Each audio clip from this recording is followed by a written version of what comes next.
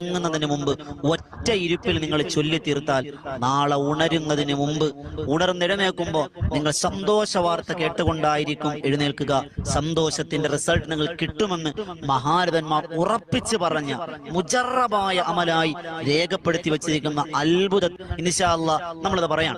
ഒന്നാമത്തത് അസ്തഗ്ഫിറുല്ലാഹൽ അലീം, എത്ര വട്ടം? 33 വട്ടം ചൊല്ലി. അതിനുശേഷം രണ്ടാമത്തത് സുബ്ഹാനല്ലാഹി വൽഹംദുലില്ലാഹി വലാ ഇലാഹ ഇല്ലല്ലാഹു വല്ലാഹു അക്ബർ, സുബ്ഹാനല്ലാഹി വൽഹംദുലില്ലാഹി വലാ ഇലാഹ ഇല്ലല്ലാഹു വല്ലാഹു അക്ബർ, സുബ്ഹാനല്ലാഹി വൽഹംദുലില്ലാഹി വലാ ഇലാഹ ഇല്ലല്ലാഹു വല്ലാഹു അക്ബർ.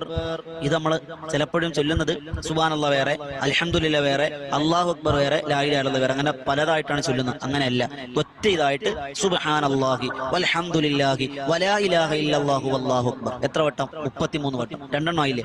മൂന്നാമത്തത് മാഷാ അല്ലാഹു ലാ ഖുവത ഇല്ലാ ബില്ലാഹ്, മാഷാ അല്ലാഹു ലാ ഖുവത ഇല്ലാ ബില്ലാഹ്, മാഷാ അല്ലാഹു ലാ ഖുവത ഇല്ലാ ബില്ലാഹ്. പ്രച്ചോനെ നീയല്ലാതെ ഒരു കഴിവുമില്ല, നീയാണില്ല. അപ്പൊ എത്ര എണ്ണമായി? 3 എണ്ണം. നാലാമത് 33 തവണ ചൊല്ലാണ്. നാലാമത് ദിക്ർ ഒരു സ്വലാത്താണ്. അല്ലാഹുമ്മ സ്വല്ലി അലാ സയ്യിദിനാ മുഹമ്മദിൻ വ അലാ ആലിഹി വസ്വഹ്ബിഹി.